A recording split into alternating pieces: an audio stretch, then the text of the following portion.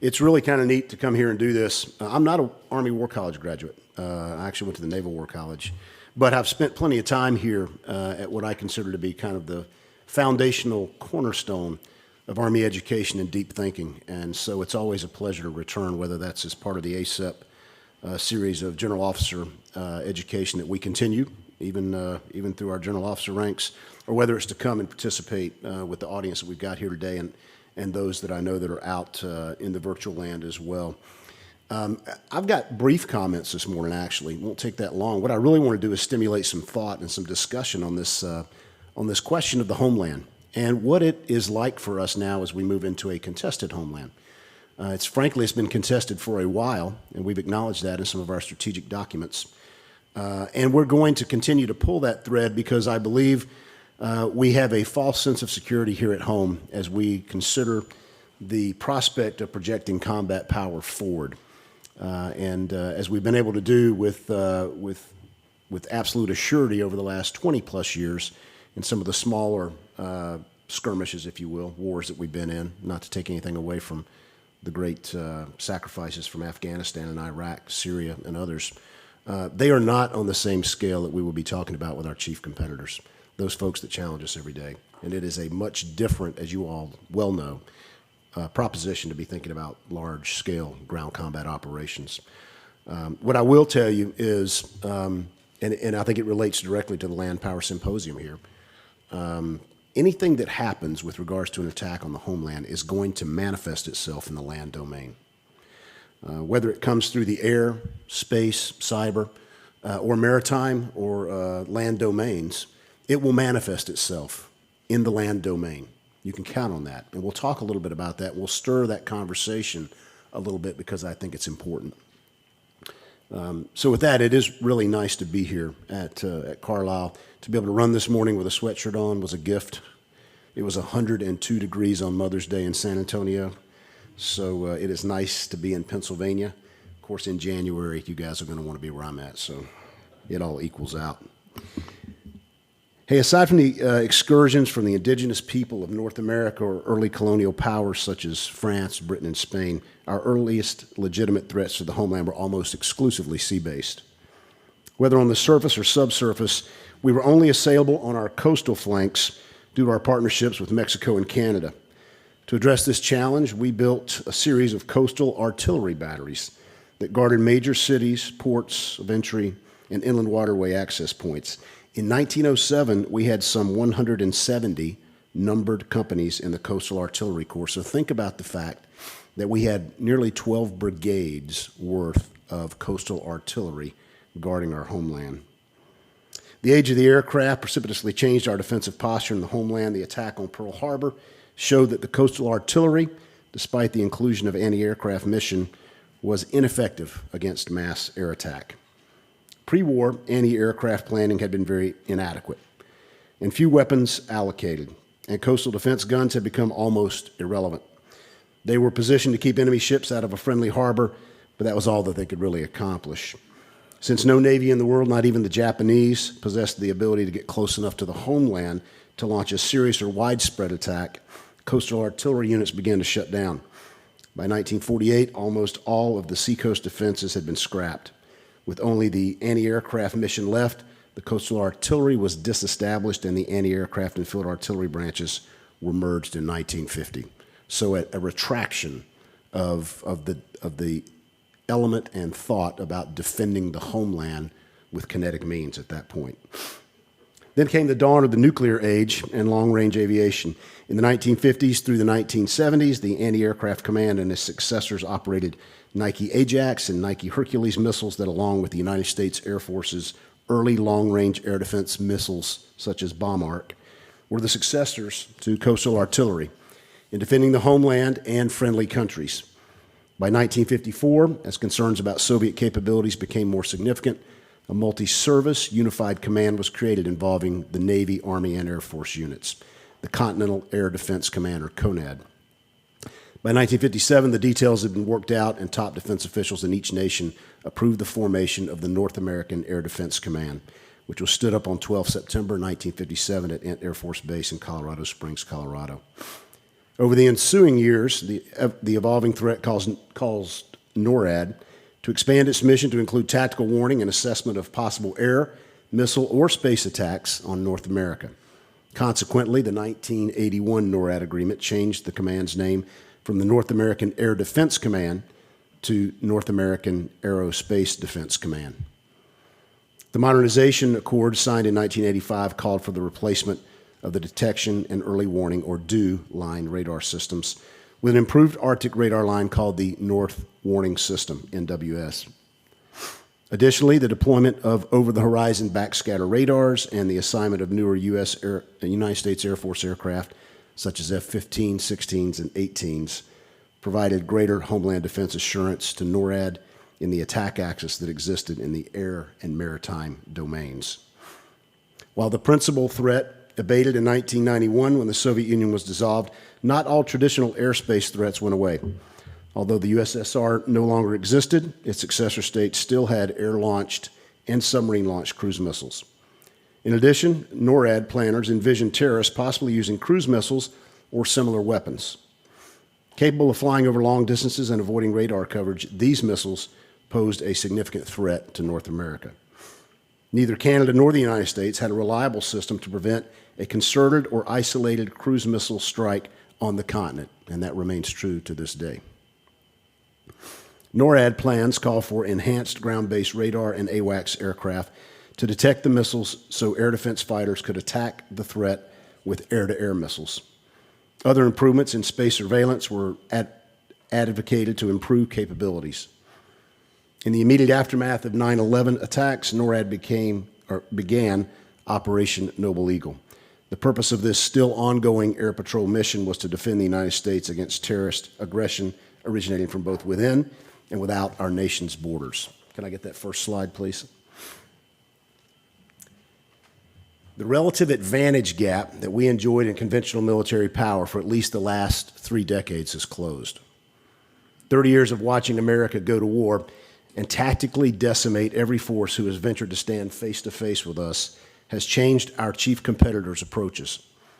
No other military in the world can project power with speed, agility, and mass that we can.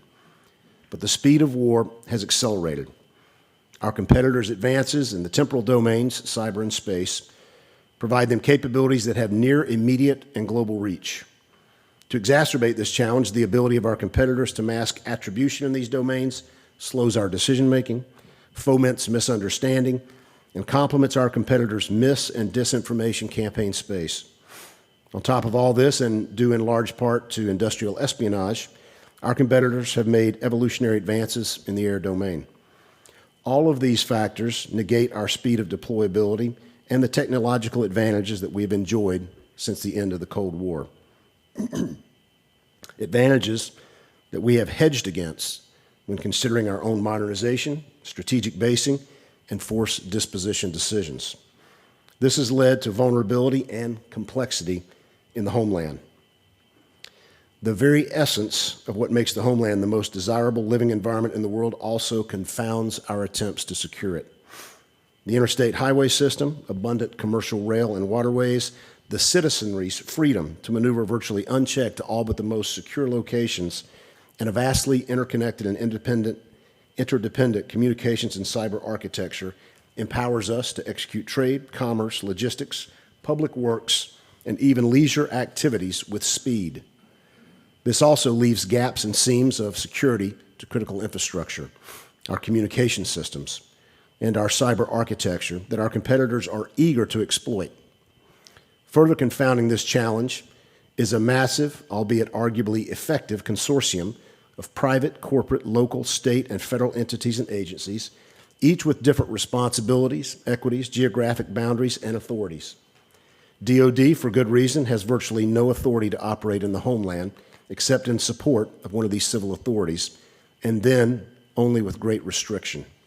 In most cases, we can't gather intelligence, conduct reconnaissance, enable targeting, engage targets, or conduct fires and effects in the homeland.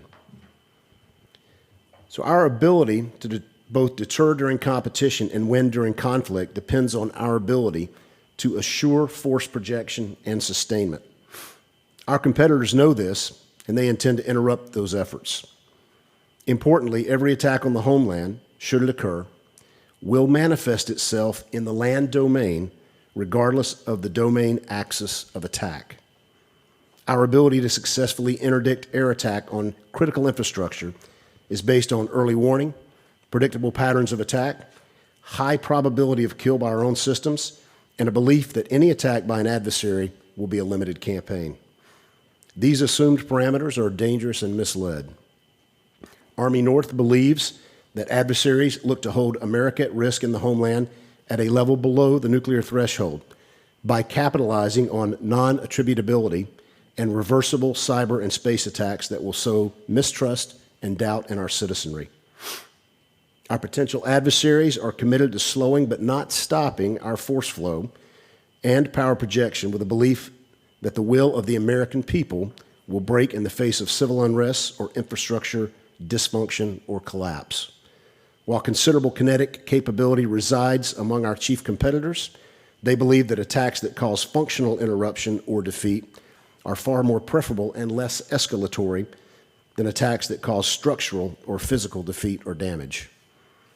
All of this is highly informed and stimulated by an information, disinformation, and misinformation campaign to which our free society has become increasingly susceptible. As we consider the land domain as a component of the multi-domain construct through which we now fight and assess threats, we realize that ground force employment is a likely requirement should the homeland fall under attack. Critical asset lists and defended asset lists delineate significant amounts of infrastructure that must be protected because of its unique value to civilian and military systems. Currently, multiple single points of failure present themselves in many of our primary movement routes, ports of embarkation, distribution systems, logistic sites, and military installations. Chief among our challenges is a lack of a cogent, integrated effort to secure forces from their home stations to their ports of embarkation. While portions of this endeavor are arguably planned, rehearsed, and exercised, deployment is largely seen as a logistical task conducted in a permissive environment with little to no threat to force or mission. I hope that during our discussion today, we can open the aperture on the uniqueness of this challenge and the undeniable fact that everyone has a role to play, from our active duty and reserve component units to our federal agency partners, to our state and local emergency management teams, and our critical public-private partnerships that provide not just security and protection in nearly all domains, but importantly, are leveraged through heavy contracting to get our forces from fort to port. Can I get the next slide, please? So I'm not going to walk you through the slide necessarily, but I would draw your attention to the quote from von Clausewitz at the top there. We work diligently to find the time and place of our choosing to engage our enemies so that we can find the tactical and operational advantage and drive them to culmination and then settle on terms that are favorable to our country and our allies. That is incredibly difficult to do if we cannot get to the fight. We want to fight the away game in everything that we do, but we've got a home game that we're going to have to fight here first, and I'm convinced of that. If you take a look at the threats that are down the right side, you can see some of the things that present challenges to all of us. And we can go into greater detail on some of this. We'll keep it at the unclassified level. Some of it does tend to want to get into the classified level. But all of the things that I mentioned in my comments, whether it's disinformation campaigns, whether it is choke points along some of our movement routes, whether it is critical junctures that are either physical or cyber that control what we do, all of those present vulnerabilities for us. In fact, I think most of us understand, based on our training and our experience, that we work very diligently to keep our tip fids classified in the JOPE system and have everything ready to go so that our enemy doesn't know what we're doing. And the minute the train rolls out the gate, where do you think that manifest gets passed? And on what network do you think it moves out on? When you start talking about the StracNet for rail movement or convoys, as we're reaching out to local police officials that are going to help us secure those routes, that information is pushed down into the systems that they use that are all virtually unclassified and very susceptible to cyber attack and intrusion. That will continue to be one of our challenges. So as you take a look at just some of the things that my team has put together up there that could create friction points as a unit is moving from Fort Carson, Colorado, or Fort Riley, Kansas, to Beaumont, Texas, or Wilmington, or Charleston, or even to an airport of embarkation, or even to one of our only 2 ammunition points at Sunny Point on the East Coast and Concord on the West Coast. There are multiple opportunities to be interdicted. Now throw into the mix the fact that our enemy is very ingenious in weaving misinformation and disinformation. Imagine getting up to meet an alert timeline in the morning, to move out with your unit and find a story on Facebook that is now hitting the wire heavily that your division commander or division command sergeant major has raped or sexually assaulted 3 or 4 women in their formation. No veracity to it whatsoever, but these are deeply built legend stories that can be launched instantaneously. Imagine the help we're going to get from above on something like that, the scrutiny that we will get from members of Congress and others who want to know if there's any veracity to those types of stories. And it doesn't stop there. Imagine you've got a young soldier that's moving out to go to an alert assembly, and his wife calls up and said, "Hey, there's no money in the bank account. I can't feed the baby." How focused do you think your men and women are going to be when they're facing those types of challenges? And those are just a few of the things that we know our adversaries can push our way. So as we think about the tactical challenges that are there, and we think about what's going to go on at these installations that are our power projection platforms, that are our logistic hubs, that are our communication nodes, we've got to understand that what we've got there for local security has not been woven into an overall plan.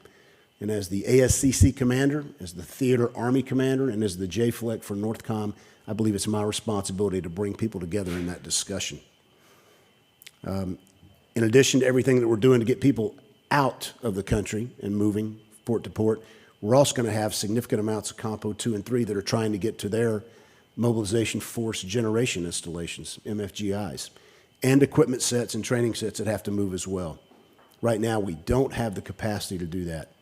And all the enemy needs to do is delay our movement 7 days, 10 days, 14 days, to put the Indo-PACOM commander, the EUCOM commander in a position where their LADs are not met and their forces are not ready to prosecute their war plans or campaign plans.